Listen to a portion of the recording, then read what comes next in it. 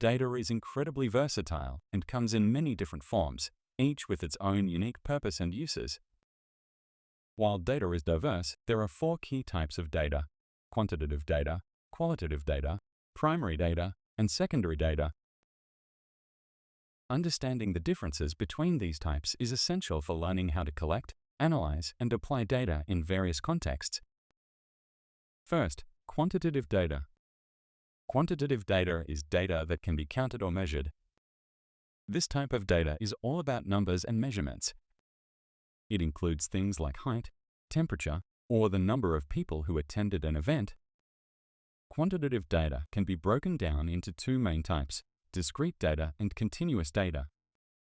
Discrete data includes whole numbers or counts, like the number of students in a classroom or the number of books on a shelf. These are values that can't be divided further.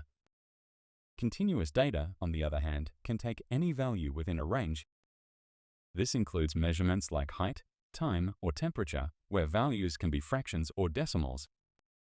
Quantitative data is often used in scientific research because it allows us to make precise measurements and perform calculations to look for trends and patterns. Now, we move to qualitative data. Unlike quantitative data, qualitative data is descriptive and can't be easily measured with numbers. This type of data is used to describe characteristics or qualities.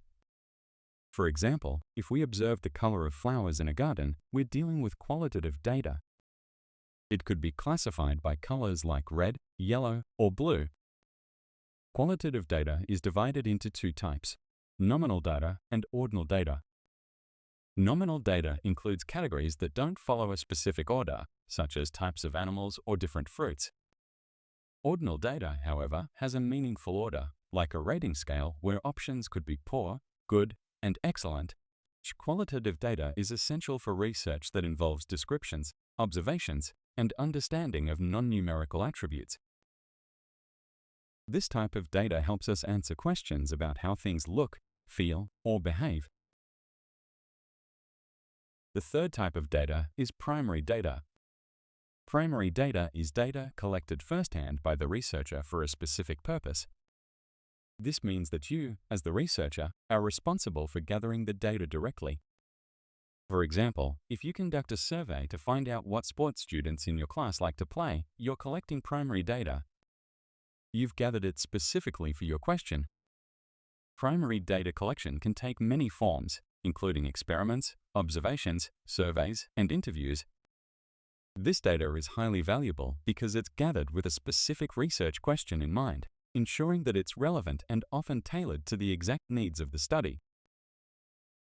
Finally, let's discuss secondary data. Unlike primary data, secondary data is data that someone else has collected, often for a different purpose. This means that you're not gathering the data directly. Instead, you're using existing data that may be from a government report, an academic study, or online databases.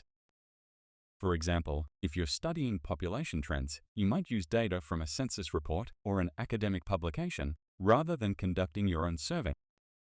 Secondary data is useful when gathering primary data is impractical, too costly, or time-consuming. It's also valuable because it can provide historical insights or allow researchers to access larger datasets than they could gather on their own.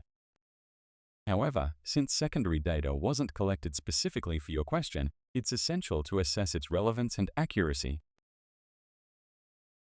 These four types of data: quantitative, qualitative, primary, and secondary, offer different ways of understanding and analyzing the world.